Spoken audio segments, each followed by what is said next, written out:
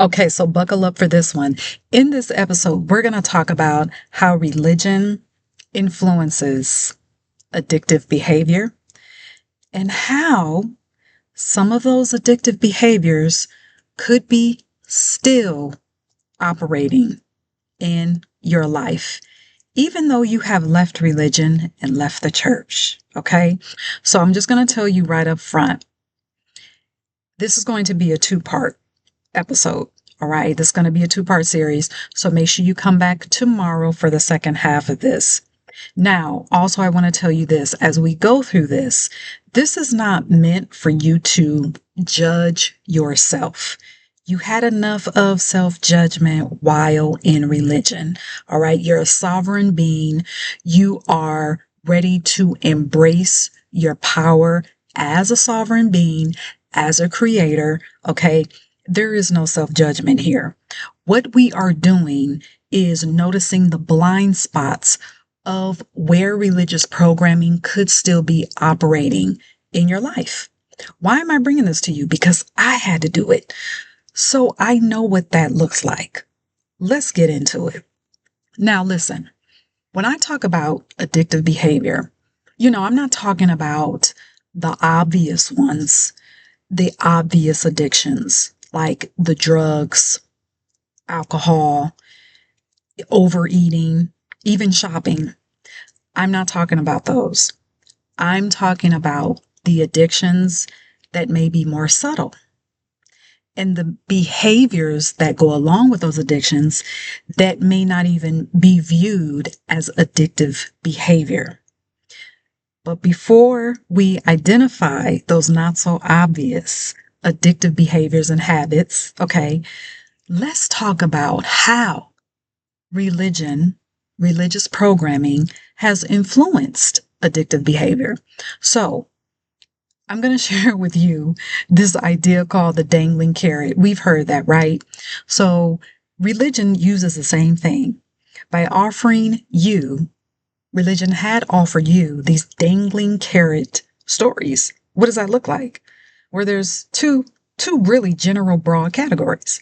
So religion gives you the dangling carrot of this heaven that's out there somewhere. And this God that's in that heaven that is going to maybe fix the problems in your life as a reward. So you have two rewards. You have this heaven that is a reward, not even right now in your physical life. You actually have to wait for that when you die. And then there's this God that's looking down on you while you are alive to determine whether or not you get the reward that's called heaven.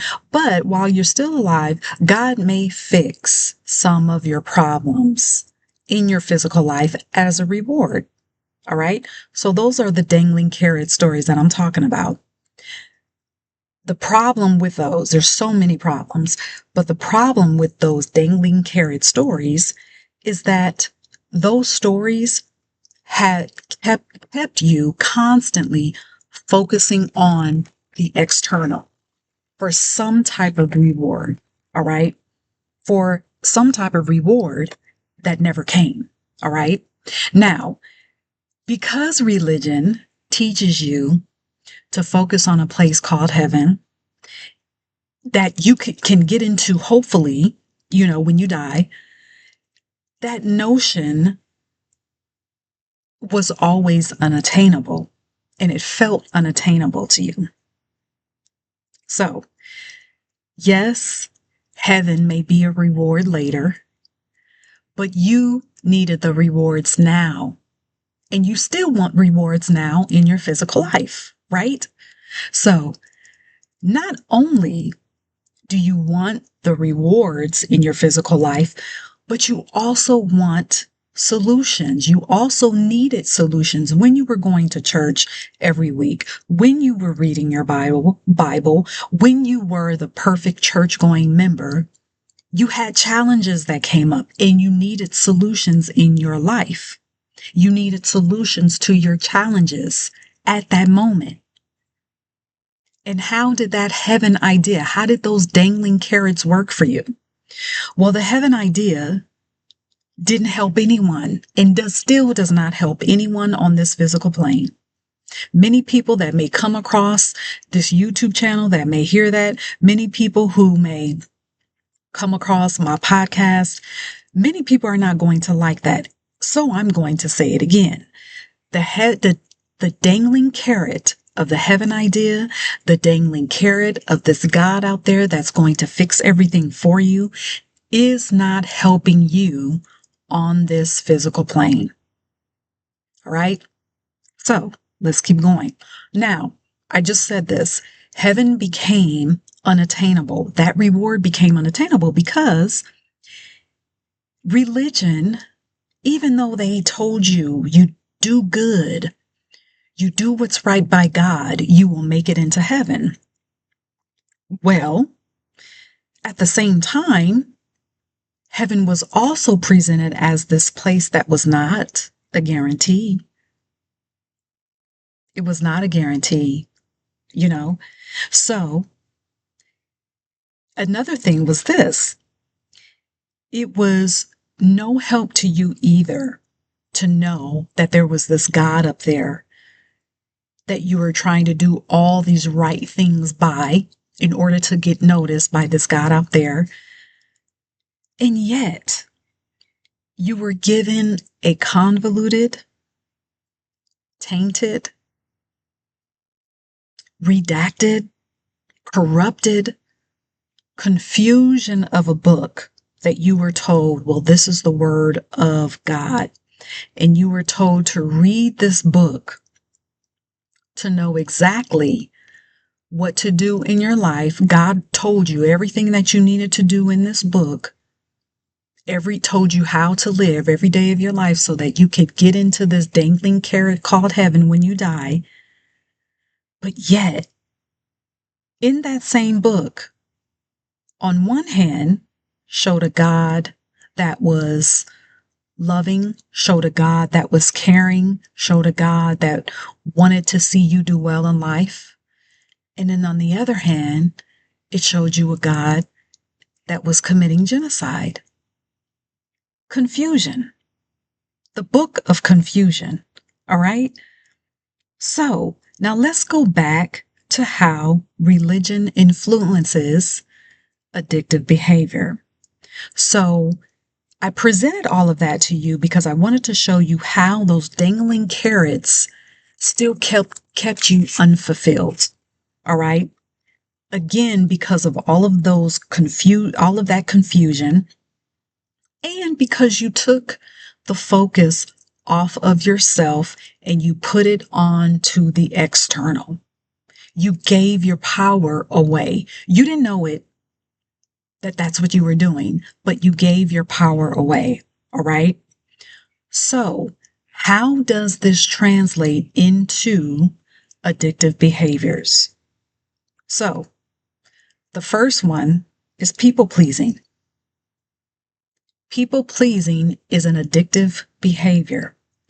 People pleasing is you shows up when you're always looking to someone to tell you that you did well, to congratulate you, to be excited about you, to celebrate you.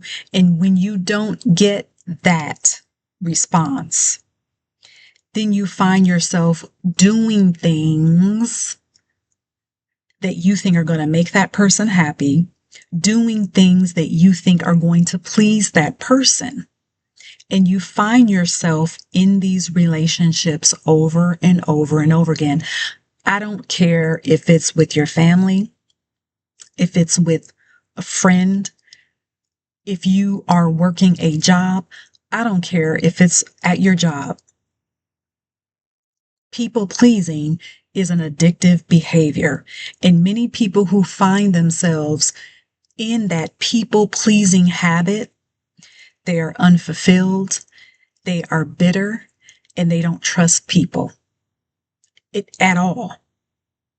But yet, they still look to people to make them feel validated, to give them permission to be. All right. Another addictive behavior is, I'm going to read this out, expecting for people to give you something that you don't even give to yourself, which could be acceptance, love, validation, and permission. Now, yes, that is tied into people pleasing, yet sometimes it can look different.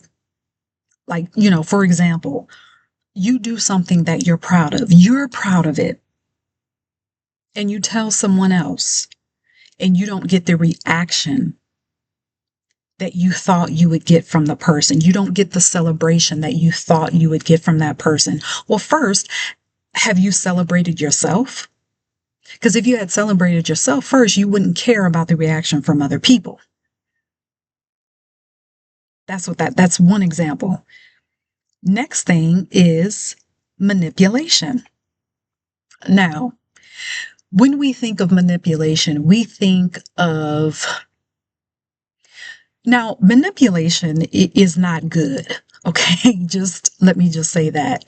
But sometimes I think when we hear the word manipulation, we're looking for the worst, case scenario, this horrible thing that happened that someone got manipulated into doing. But no, manipulation can be very subtle. Manipulation can look like this. You've done a bunch of things for someone. They didn't have to ask. You helped them. You gave of yourself over and over again. And yet you're doing that because it's really about control. You're trying to control that person. So let's say, for example, this person that you've helped, now, you're trying to give them all of this advice, and they're telling you, no, I'm going to do this way. Well, now you're feeling hurt because in your mind, you're thinking, but I've done all this stuff for you. Why aren't you listening to me? That is a form of manipulation, because now you just expose yourself. You didn't just do all of those things because you wanted to. You were doing all of those things because the control part is what you wanted in return. See what I'm talking about here? Okay. Now, another addictive behavior that religious programming influences is continuous drama. Also, continuous drama can also be subtle.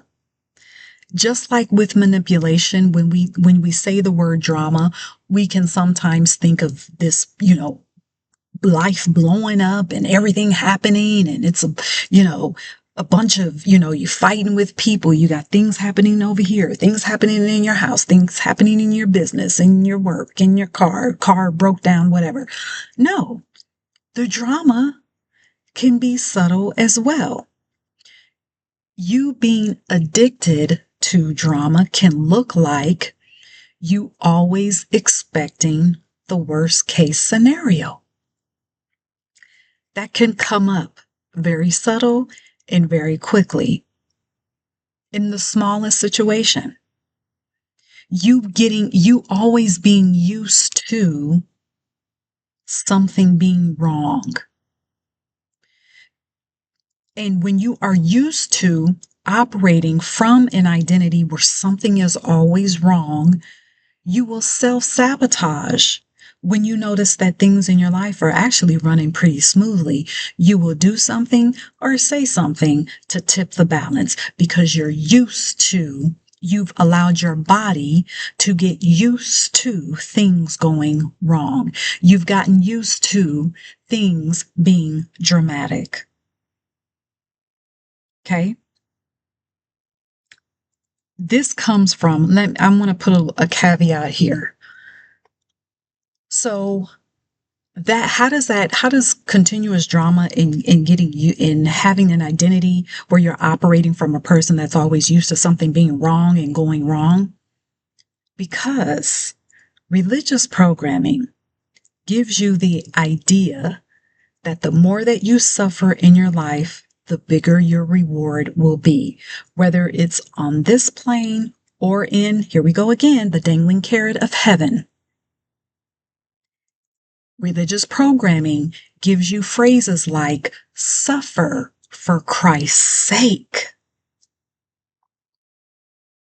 So you see, you cannot underestimate how those programmed ideas rest in your nervous system if you have not done the body work, if you have not done the identity work after leaving religion and church. You have to take it a step further. And this is a part of it. Okay. The next one is staying in discomfort. Staying in discomfort. How does religion influence that? Again, we go back to the dangling carrot of this God out there that's going to fix everything for you. You stay, I can tell you, I can remember, I have plenty of stories to give you where I saw people staying in, it could have been a marriage, friendship, a business, a job, where it was completely discomforting to stay in that situation. But because they kept telling themselves, I know God, as my reward is going to fix it for me. So day after day, week after week, month after month, year after year, their situation was not changing because they stayed in the discomfort, because they had given their power away. Instead of them knowing that they were sovereign, instead of them knowing that they were divine, and let's take it to you. Instead of you knowing that you are divine and that you are sovereign, that you are not put here to remain in discomfort, waiting for something out there to fix it for you. You have the power to transcend any challenge, to thrive beyond a challenge. Sitting in discomfort is not a requirement. All right, let's go to the next one. And this is the last one, and then I'm going to save the rest of this for part 2. So this last one is an extension from staying in discomfort. Staying in discomfort because it's familiar to you. You don't want to view yourself as a quitter. You don't want other people to view you as a quitter. You don't want to tell yourself, oh, I gave up on this thing that was causing me so much discomfort. I gave up too soon. Who said that you had to sit in discomfort for a certain period of time when it's okay for you to leave it? When it's okay for you to leave it behind? And let me tell you something. As far as quitting something, do you not know that you can change your situation? You can get out of a situation. If you don't like something, where did you get the idea that if you don't like something that you just had to endure it? That you just had to endure it? Where do we get that from? You see how that is a programmed idea? And that's not even necessarily just religion. That is societal programming. Because we're so busy worried about what other people think, or you don't want to be viewed as a quitter. View me as a quitter. If I'm finding out that a situation that I am in that does not feel good to me, and me walking away from it and me leaving it behind, if people want to view me as a quitter, please, I will be the quitter all day. What you have to understand is that when you move from discomfort to living a life that you truly enjoy, don't you know that that is an elevation? That is the closing of a chapter for you to have room to receive something new. Do you not know that you leaving discomfort and moving into a space where you are experiencing life and it ease and flow and enjoy, that in itself is you opening up the capacity to receive more? How is that quitting? Yeah, you did quit something that was not aligned for you anymore. Maybe at some point that it was aligned. But guess what? When you start to really understand who you are as a sovereign being and that you came here to expand, there is such a thing as expanding beyond a place that you were at. There is such a thing as expanding beyond certain friendships, certain relationships, and we can talk about romantic, family relationships, business relationships. Do you not know that if you're working for someone, that is a relationship, an employer relationship? So, and here's an extension of that as well. I know I said I was almost done, but the next time someone tells you, "Hey, I got a divorce," instead of saying, "Oh, I'm sorry," no, tell them congratulations. Instead of, you hearing someone say, "Oh yeah, I quit that job." Don't say why, say congratulations. When someone says, "Hey, I just sold my house, I'm about to just go travel, I'm about to go live wherever I want to live," don't say, "Well, why'd you do that?" Tell them congratulations. When someone tells you, "Oh, I had to let that friendship go, or I had to let that relationship go," don't say, "Oh, I'm sorry." Tell them congratulations. That is an elevation. We have to start reframing how we look when people leave situations and people and they move on.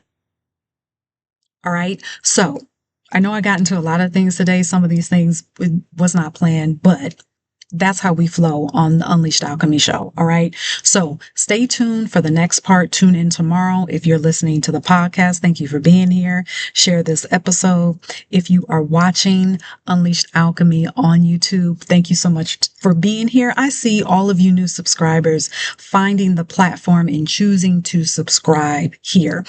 You are in a powerful space.